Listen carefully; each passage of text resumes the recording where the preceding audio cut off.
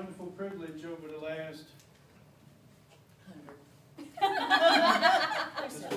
oh my God, it's probably not far from that. I think I wrote the first retirement poem in 1985 at the agency, and I think you're 29, the 29th poem that I've done.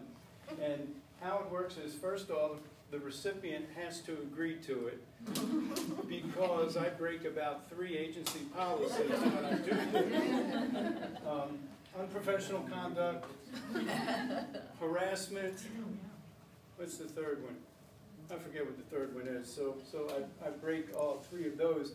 The poems are a little roast, they're a little truth, and then what I added several years ago was, so I didn't take all the credit, I've emailed certain people and asked them to tell me 3 things that come to mind when they think of Suzanne. So I incorporate those into the poem. So that's how we do this whole process. So that being said, Suzanne Parcells, BRBH years. Well, Suzanne, 26 years ago you started with the agency, indeed, back in the day. And now we gather for your retirement. But before you leave, we have some things to say.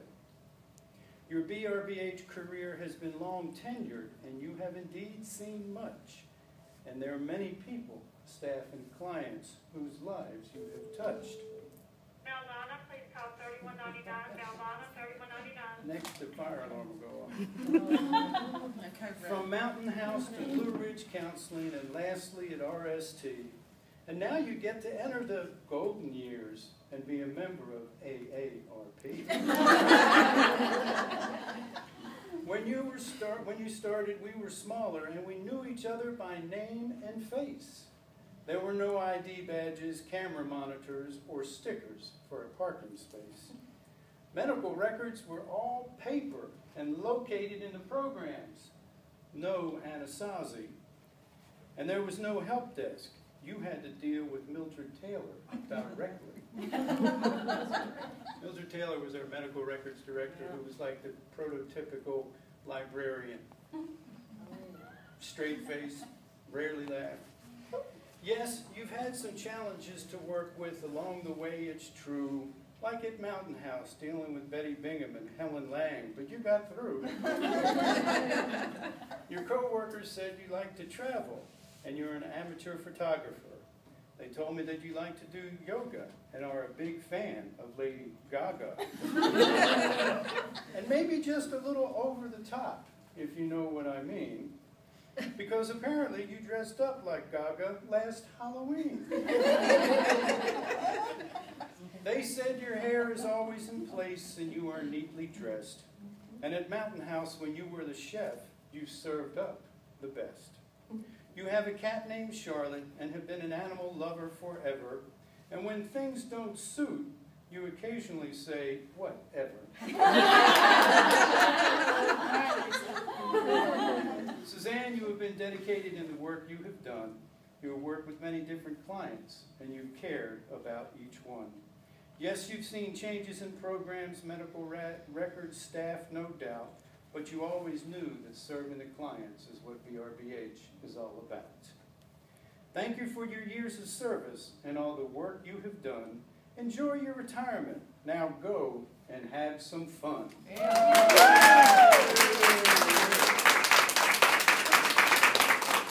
Speech? Thank you. Oh, speech. Okay, yes, I have one plan. Well, I first want to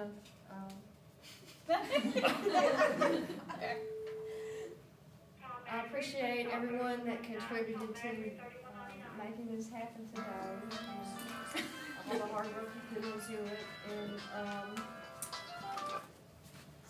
all the phones that rang.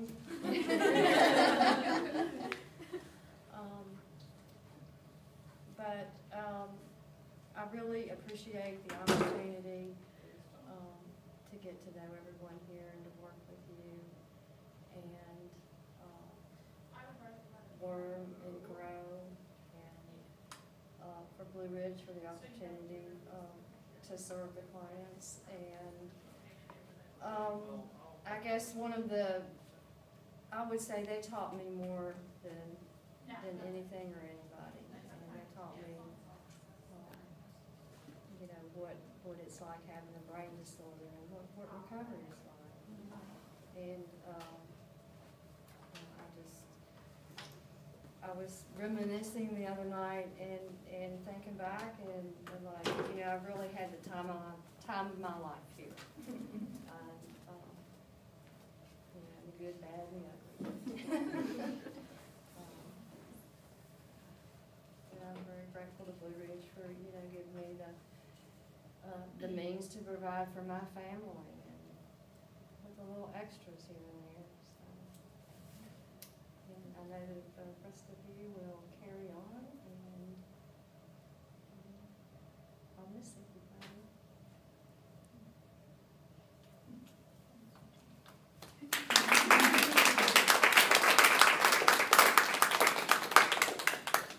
I'd like to say that I've seen Suzanne's hair messed up. Yes, on the back of a jet ski behind her husband Ken. All right? Want pictures?